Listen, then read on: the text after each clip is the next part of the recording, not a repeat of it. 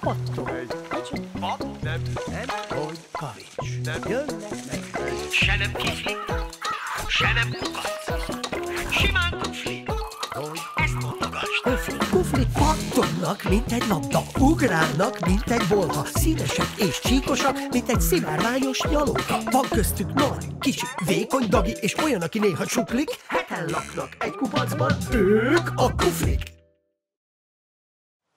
Egy kupac az elhagyatott réten. Van valahol egy elhagyatott rét. A rét közepén áll egy kupac. Szerény és egyszerű kupac, mint meg annyi más kupac a földkerekén. Vagyis csak majdnem. Mert ebben a kupacban 7 kufli lakik. Zödön, Pofánka, Titus, Hilda, Valér, Béla-bá, meg Fityirc. Így hívják őket. Zödön a legzöldebb, Pofánka a legpirosabb, Titus a legsárgább, Hilda a leglilább, Valér a legkékebb, Béla-bá a legbarnább, Fityirc meg a legszürkébb, mert annak is lennie kell valakinek.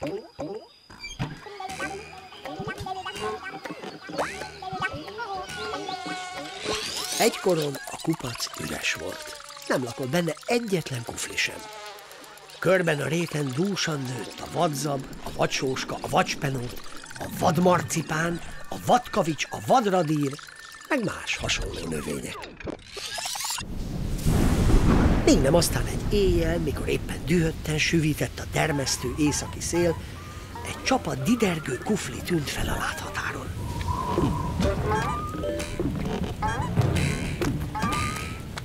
Valószínűleg túl régóta vándoroltak már ebben a rémes időben. Egyáltalán nem csoda hát, hogy megörültek a kupacnak. Végre volt egy hely, ahol meghúzhatják magukat. Egyikük még néhány száraz faágat is talált, amiből tüzet tudtak rakni. Legalább megsütjük rajta a krumplinkat, gondolták a kuflik. Ez az egy dolog volt náluk, egy jó nagy krumpli, semmi egyéb.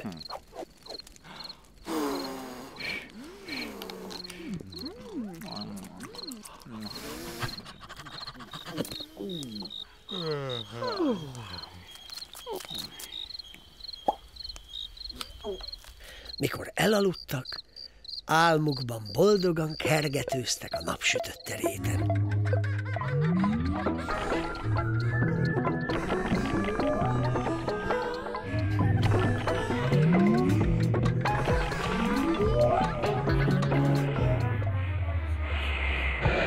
Reggelre kelve aztán eldöntötték,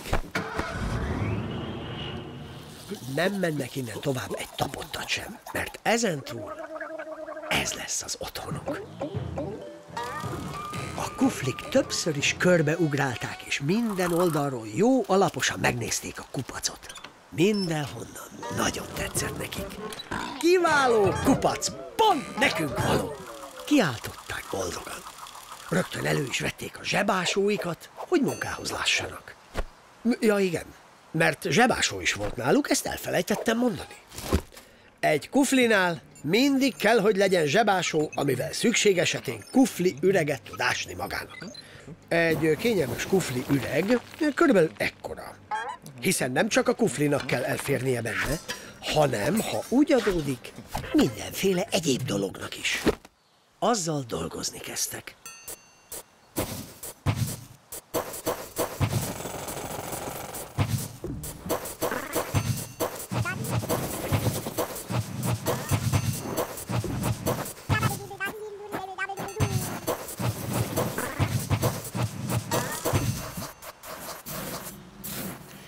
Eleinte mindannyian egyformán jól haladtak az ásással. Na jó, Zödön egy kicsikét gyorsabban, mert ő volt a legerősebb. Béla-bá meg talán egy icipicit lassabban, mert ő meg a legöregebb volt. Ne ássunk egy kicsit helyetted, kérdezték tőle a többiek. Ugyan már, hová gondoltak? Tiltakozott Béla-bá, de azért jól esett neki, hogy megkérdezték.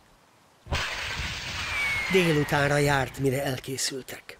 A kupac tele volt szebbnél szebb kufli üregekkel. A legnagyobbat Zödön ásta, a legkisebbet meg Pofánka. A legkerekebbet Hilda, a legszögletesebbet Titus, a legegyenesebbet Valér, a leggörbébbet Bélabá. Fityircé meg mindegyikére hasonlított egy kicsit. Olyan lett a kupac, mint egy nagy, csupaluk sajt. Már csak az ajtók hiányoztak. Falevélből lehet a legjobb ajtót készíteni egy kufli üreg bejáratára. Na persze, nem mindegy, hogy milyen az a levél. Az se jó, ha túl kicsi, az se jó, ha túl nagy, az se jó, ha túl hullámos, az se jó, ha túl cikcakkos. Ha meg szúrós, na, az végképp nem az igazi.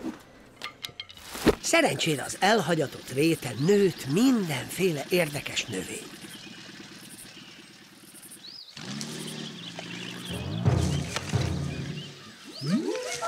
Így aztán nem csoda, hogy rövid keresés után mindegyik kufli talált olyan levelet, ami pont illett az ürege bejáratára. Még Fityirc is. Mindenit, bólogattak elismerően. Szemrevaló kuflikupac lett, az már biztos. Lassan bealkonyodott.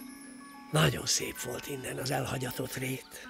Milyen más így, a saját kupacunkról nézve, gondolták a kuflik. És ebben bizony igazuk volt. Aztán az égen felhunyorogtak a kíváncsi csillagok, mert leszállt az est.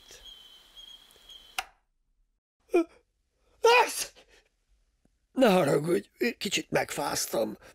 Álmomban egy kupac fagylaltba ástam kufli üreget.